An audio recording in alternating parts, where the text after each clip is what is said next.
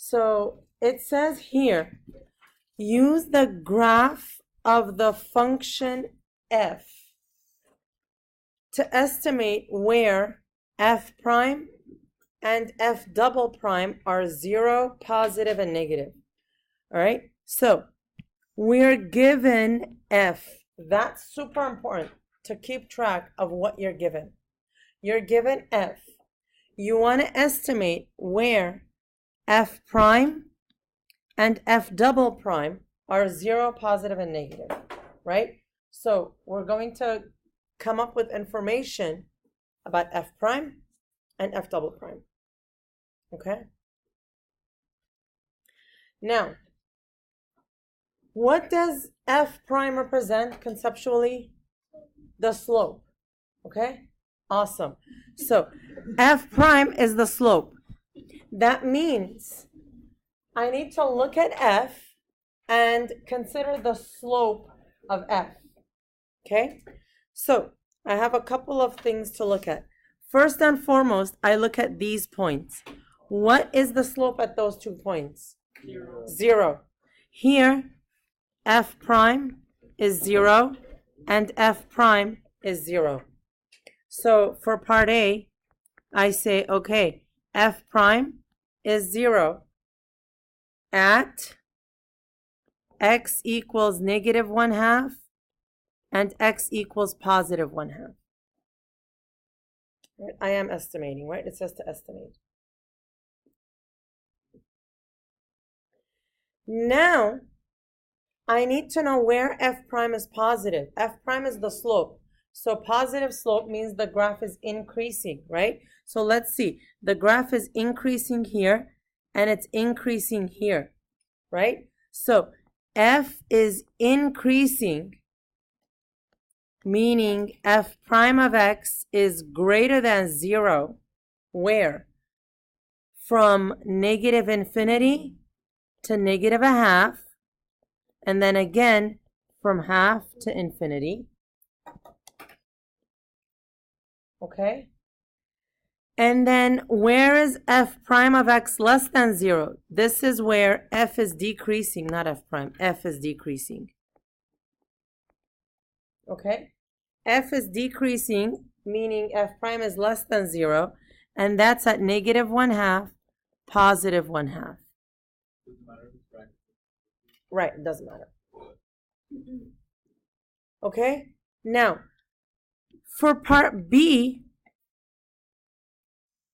we're looking for f double prime, positive or negative. What does f double prime tell us? The concavity, right? So when it's concave up, f double prime is positive. When it's concave down, f double prime is negative. And where is it 0? At what points? Where is f double prime 0 for any function? At the point of, so points of inflection definitely are where f double prime is 0, right? That's where it changes concavities. So take a look at what's happening here. It's concave down, and then right about here, it switches to concave up, right? So f double prime of x is 0 at x equals 0. This is a point of inflection because the concavity changes. So now, where is this graph? Concave up. That's where f double prime is positive. So f double prime of x is positive where the graph is concave up. And that's from 0 to infinity. And f double prime of x is negative where it's concave down from negative infinity to 0. Right? Isn't that cool? Mm-hmm. And like this, we could go backwards and forwards. So now we were given f. For this next one, look at what we're given. We're given the graph of f prime. All right? So this isn't y, this is y prime that we're given here. This is y prime. This is the graph of the slope of the derivative. From here, we want to estimate the intervals on which the function f is increasing or decreasing. Yeah. So I'm given f prime. I need information on f. How are f prime and f related to each other? When we do the number line, how are they related? Right? When we do the number line, I have a number here, and then I have positive and negative. Then what does that tell me? F is increasing.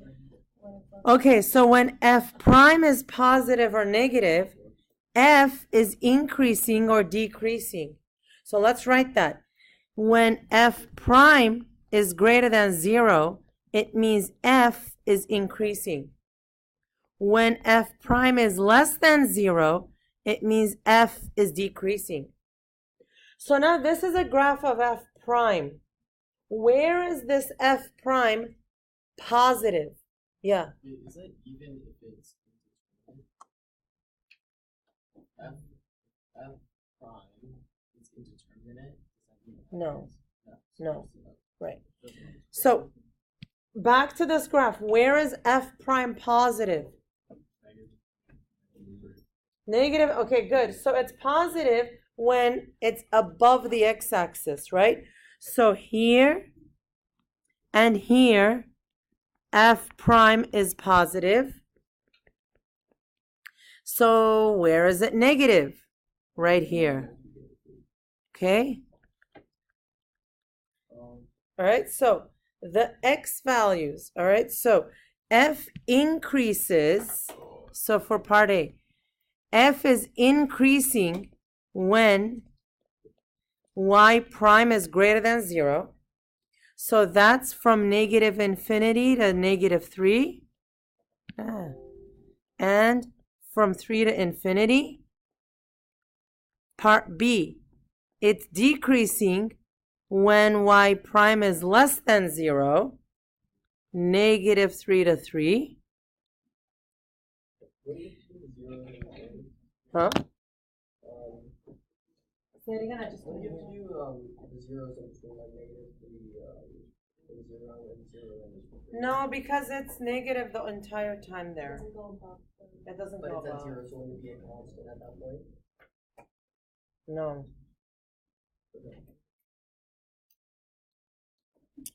And then what was C? What was C asking for?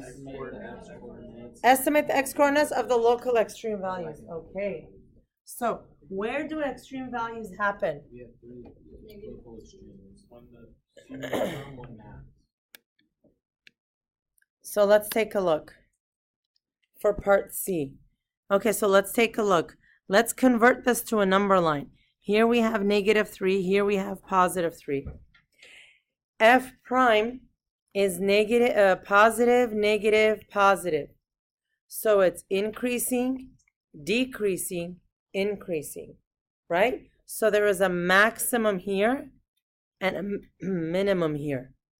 So for part C, I say max at x equals negative 3. It's 0, not.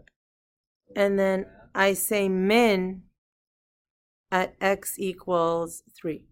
0 is not a max because there it's technically still negative. So it's not crossing into the positives. Is it right? just because it's not a critical point? Here? Yeah. Correct. So it has to be a critical point in order to be that local maximum? No. A local maximum is when it switches from negative to positive. Oh, so if it's a double root, No. then if it touches the line and goes back, then it's not a local. Oh, I see what you're saying. Yes, yes. If it crosses the x-axis, the points where it crosses the x, I see what you're saying. Yeah, like those single multiplicities. When it crosses the x-axis and goes, back and forth between the positive and the negative world, that's when you get a local min or max. So is there no concavity change between like the -3 to 3? Because doesn't it, it's going up and then changes at 0? So there is, we're not asking for that right now. From here, could we get concavity? What would we have to look at for concavity? Where it decreases and increases. So here it would be decreasing, concave down, concave up, concave down, concave up. But we're not looking at that right now. Okay? Okay? Any questions here?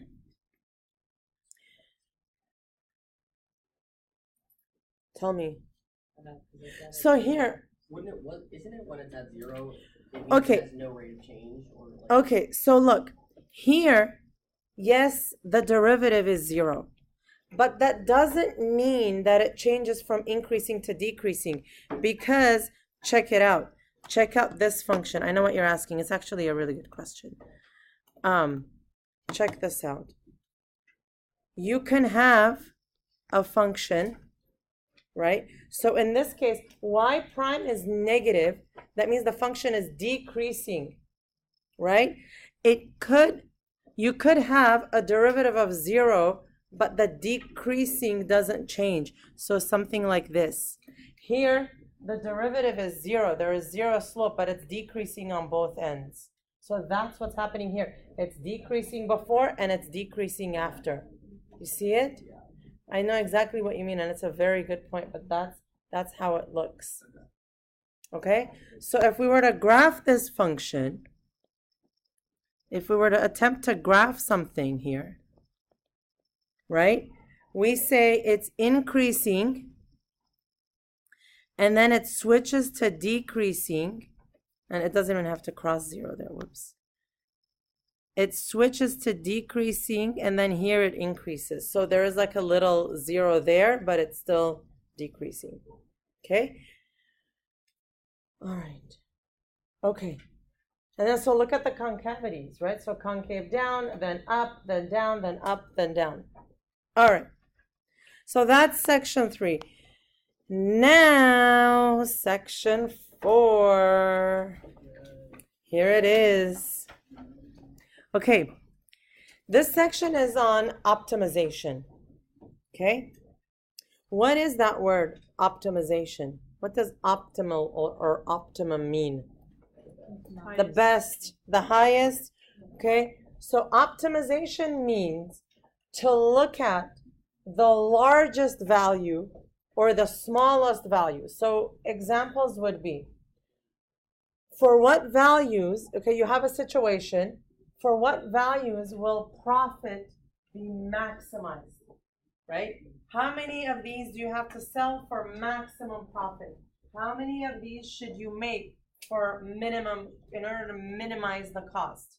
You have a sheet of metal. How much do you cut from the corners in order to make the box with the largest area? Okay, those are optimization problems.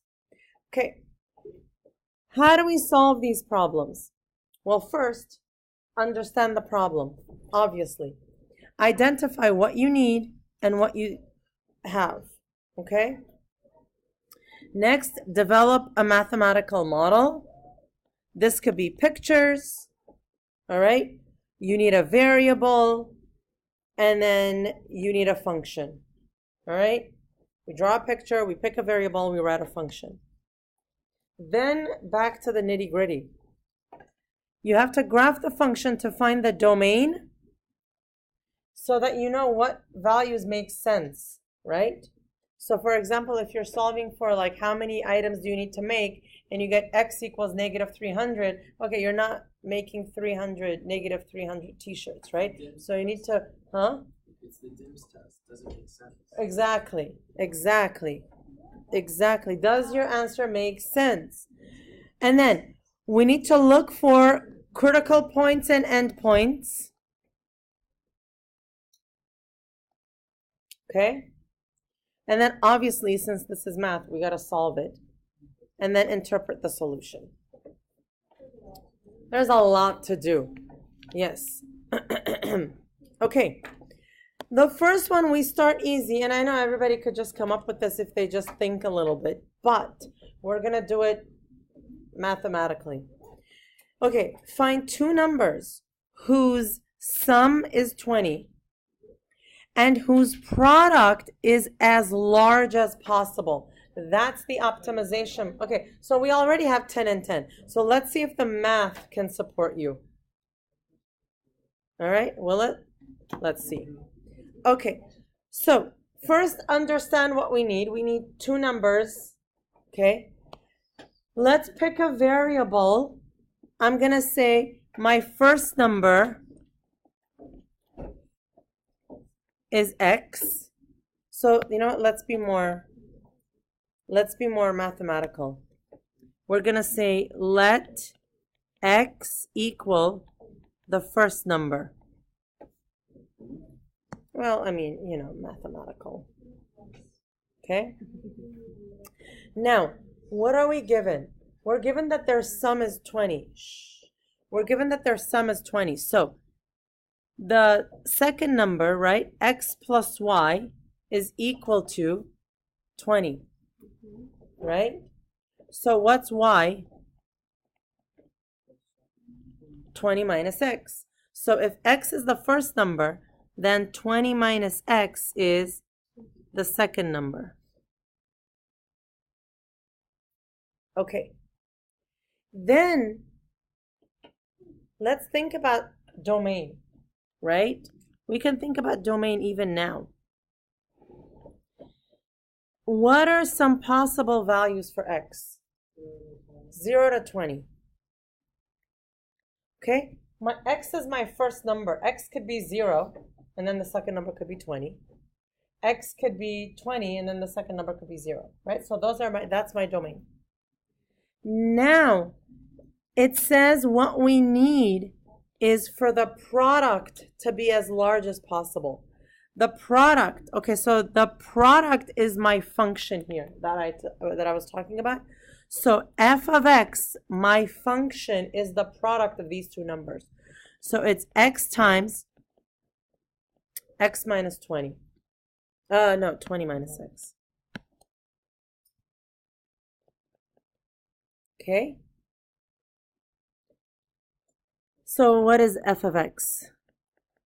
20x minus x squared. So this is the product. It is this product that I have to maximize. So in calculus, when we hear the word maximum or minimum, what do we immediately need to do?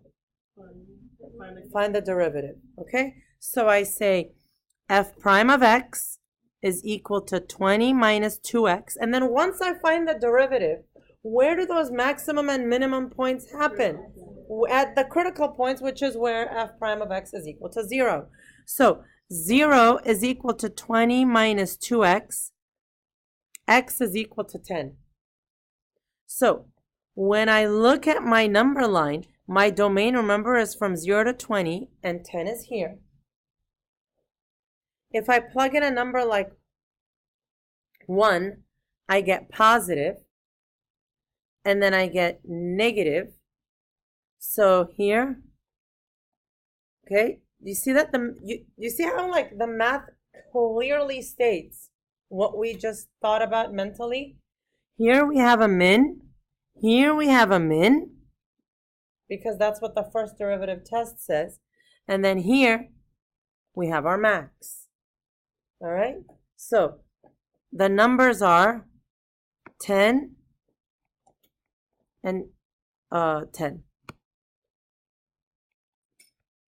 All right? So those are my two numbers.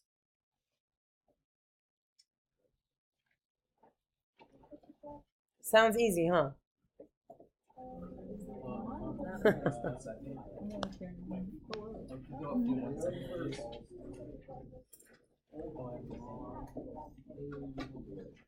So, huh? For this, why didn't we? Oh, or for the next one? Well, this one, I know. Well, it says, yeah, too simple to draw a picture, but we will draw a picture for the next one. So I always try to put one of these in my, like, in Algebra 2 or Algebra 2 Honors or Pre-Calc. I always start with one of these. Okay, first, let's read this. An open-top box is to be made by cutting squares of side length x from corners of a 10 by 16 sheet and bending up the sides. How large should the squares be to make the box hold as much as possible? What is the resulting maximum volume? So basically, I start with a rectangular sheet of tin, like that, right? So it used to be a full rectangle. And then I cut out from that an X and an X. Okay? Now, first of all, this is what we're making. So we started out from a 10 by 16 sheet of paper. So this entire thing here was 16. I cut out an X and an X. So now this part is 16 minus 2x. Are we okay with that? And how about that horizontal side? Huh?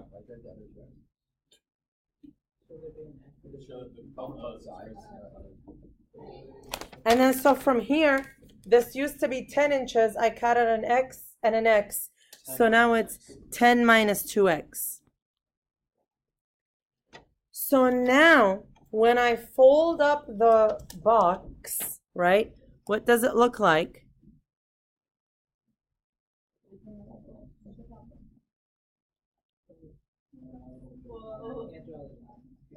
If you draw a rectangle and then a rectangle in the Yes, that works too.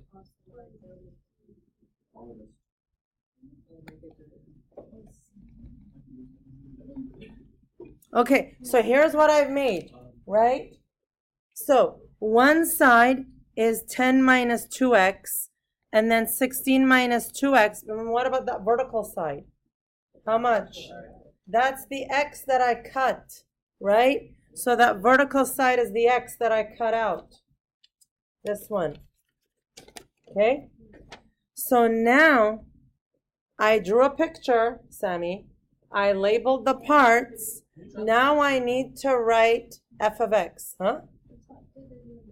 I don't need to draw it. Just visualize it. Okay. So now I need volume. I need maximum volume. So I need to write an equation for volume. So f of x, or we could even call it v.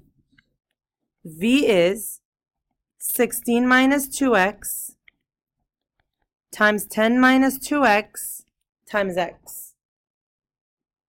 Now I need to maximize this. It means I need to find v prime. But first, I'm going to call this v of x and multiply this through. So when you first multiply, you get 160 minus 20x minus 32x plus 4x squared times x. That means v of x, if I simplify, it's 160 minus 52x squared. 160x, sorry. I'm just going to do it in one shot. Plus 4x cubed. So that's v of x. Okay, I need maximum volume. So I need to take a derivative. So again, you could have done like major product rules, but just multiply it out and it's easier. It's 160 minus 104x plus 12x squared.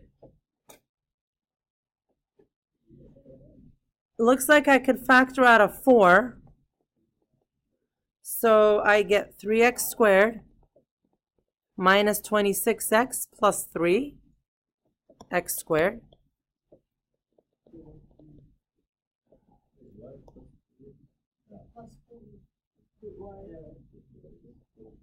Oh, sorry, plus 40.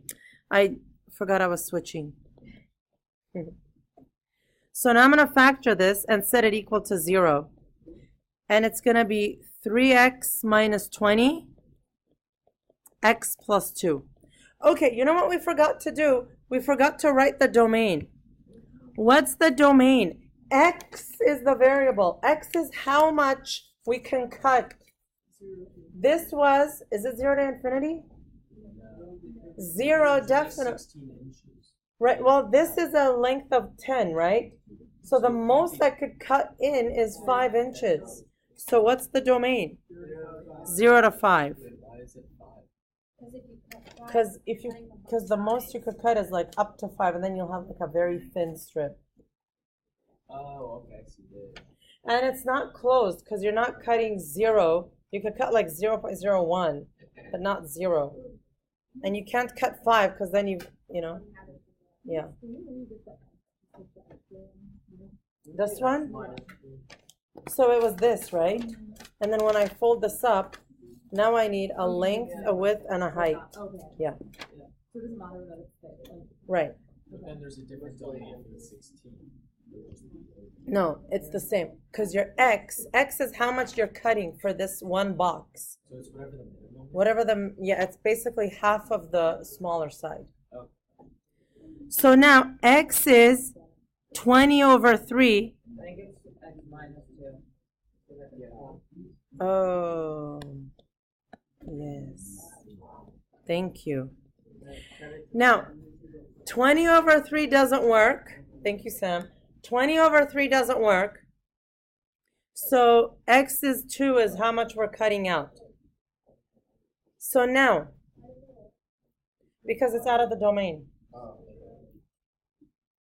Now, one of the things we were being asked is, how large should the squares be? And that is, so squares should be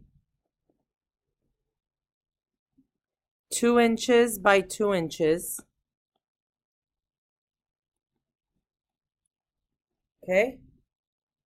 And then it asks, what is the resulting volume? Well, that's V of 2.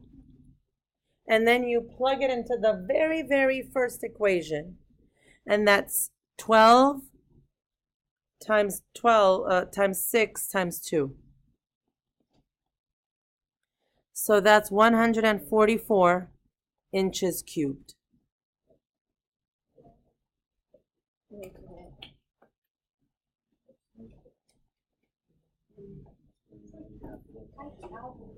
So, I'm not going to ask you too many different varieties of these problems, but the ones we do cover, you just have to know how to do them, period. And the thing is, you just do them over and over and over again until you can do it. Okay? So we did one of the numbers, we did one of the boxes, and now let's do a rectangle under a curve. That's another famous example. Okay. First, a rectangle is to be inscribed under the curve y equals 9 minus x squared square root. What are the dimensions of the rectangle with the largest area, and what is the largest area? Okay. Let's go slow here.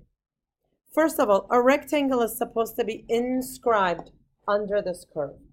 Inscribe means you draw a rectangle such that the vertices are touching the rectangle, the curve. Okay, so the vertices of the rectangle are touching the curve. That's inscribing a rectangle.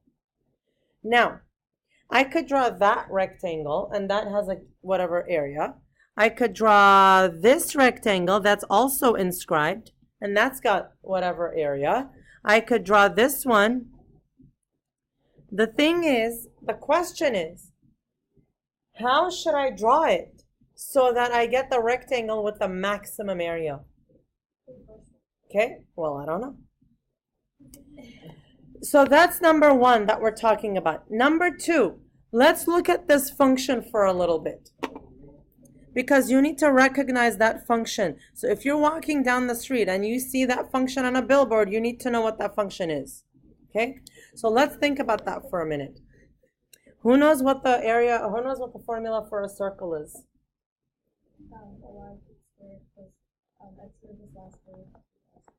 X squared plus y squared equals r squared. Let's solve that for y. That, take a square root, take a square root. Y is plus or minus the square root of r squared minus x squared. Suppose r is 3. Then this is y is plus or minus the square root of 9 minus x squared. So let's appreciate what that looks like for a minute. You've got a square root.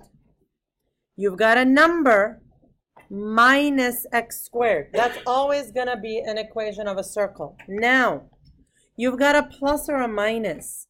That means the plus version gives me the top half of the circle. The minus gives me the bottom half of the circle. Right? So this is the bottom. So if I just have y equals positive square root or negative square root, that's a semicircle. Okay? So, oops, not you. You guys remember that problem?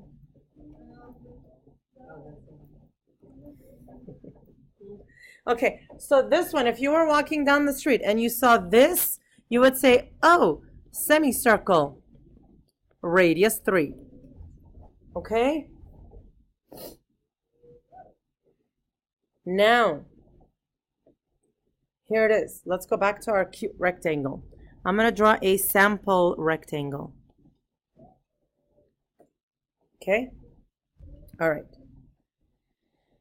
From here to here, from 0 to that number is x, right? Because it could be at 2, it could be at 2.5, it's x. So then, how long is the base of the rectangle? 2x.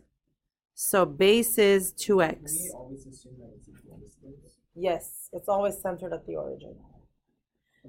Now, how big is the height?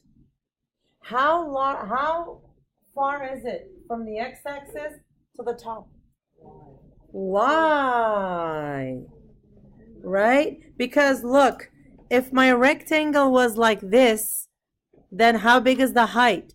From 0 to the curve, it's y. From 0 to the curve, it's y. So the height is y. Am I given y? Yeah, I'm given y. It's that equation. So not only is that a semicircle, but it's also the height of the rectangle. This right here is where math is beautiful. Right here. Do you see that? Like, you don't, like, it's just so unbelievably like cohesive. Okay? So now I've got a base, I've got a height, and what's the formula for the area of a rectangle? Base times height. So area is base times height. Base is 2x. I'll tell you a secret. It's always going to be 2x. Height is the y. Here's the corollary to the secret. It's always going to be the y. Okay? So root 9 minus x squared. Yeah, it's just the positive anyway that we're given, right? Yeah. That's what. That's like the first line of this problem. Yes. So I don't like that though, because if I want to take a derivative, I don't like the root. So why don't I just rewrite that as 2x 9 minus x squared to the half. So now, product rule. I'm going to save some space here. This is u, this is v. So a prime of x is going to be u prime v. Follow me on this. U prime v plus u v prime.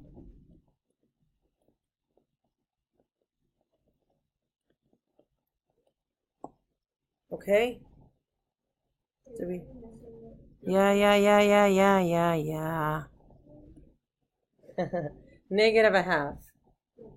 Let me zoom in. Huh? Now I'm going to get rid of the x. So it's u times v prime. V prime is 1/2 9 minus x squared to the negative half times the derivative of the inside, negative x. Okay, now, bookkeeping is super important here. I'm going to get rid of a 2 and a 2, an x and an x. So what do I have left? Well, I canceled. There was an x here and an x there. Yeah, they're multiplying. Yeah, would it be x squared? Oh my God. Yes, it would be. Holy moly. Okay, so talking about bookkeeping, this is why it's important. Okay, so now, can I factor anything out? I can factor out a 2 and that, right? So I can factor out a 2, 9 minus x squared to the negative half. So what do I have here? 9 minus x squared to the 1 plus an x squared. No, because it's a half minus a half. So it's 1. Here it's half minus half. And then from here, I have an x squared and a negative, right? Yeah. Negative x squared. Negative 2x squared. Huh? Yeah. So what if we just negative x squared? Oh, so it's just negative x squared? Okay. No, there's a second x. No, I'm not right. It comes out. It comes out. Yeah, so I'm factoring out a 2 and a this. Oh. Yeah. Yeah, can you explain that? Not the answer. Okay. Let me rewrite this. Yeah. You know why? It was right. I'm just rewriting it because, look, because I skipped a step. Let's just rewrite it after we canceled in the red. So basically I have this from the first and then minus 2x squared 9 minus x squared to the negative half.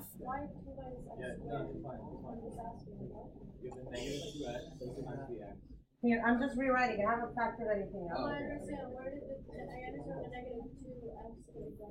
Well, it came from the x X squared. and 2. Okay, now I'm going to factor out.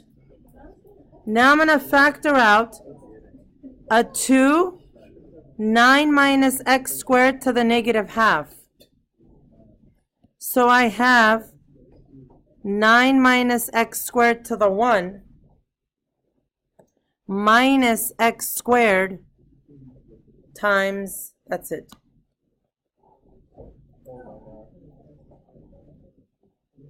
Okay?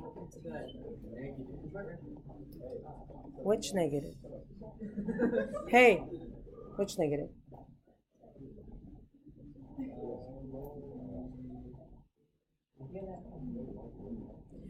Okay, but now what do I have? Let's see. I'm going to combine them now. Look, 2 times, this gives me 9 minus 2x squared over 9 minus x squared to the half. This is a prime of x. So now, how do we get the critical points? critical point, set the top equal to 0. So x squared, x is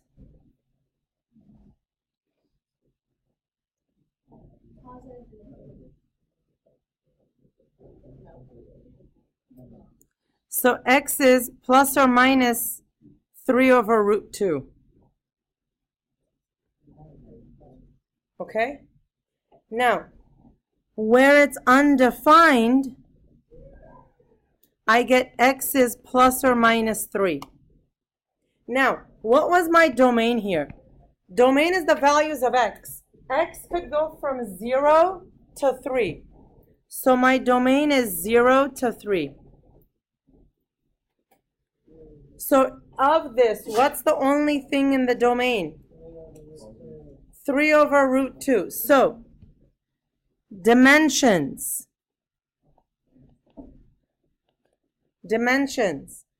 The base is 2 times 3 over root 2. So we decided that x is 3 over root 2. That's the only critical point. So the dimensions, the base is 6 over root 2. What's the y value?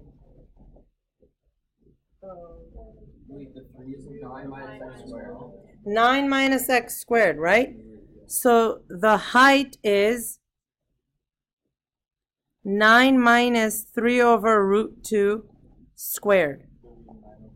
So it would be 6 over root 2. No, it would be 9 over 2. 9 minus 9 over 2. Yeah, and then it would end up being it's just 9 over 2. 9 minus 9. So this will be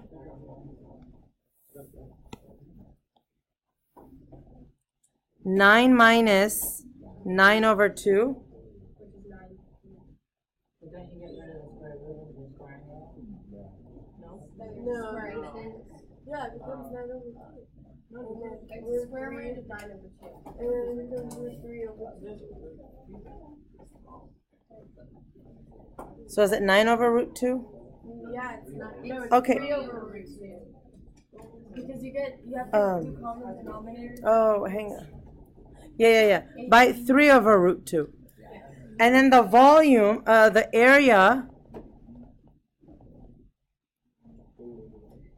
when you plug it in there, is 9. When you multiply them. Okay? All right. So this is due Monday. And then you'll have a handout Monday to work on.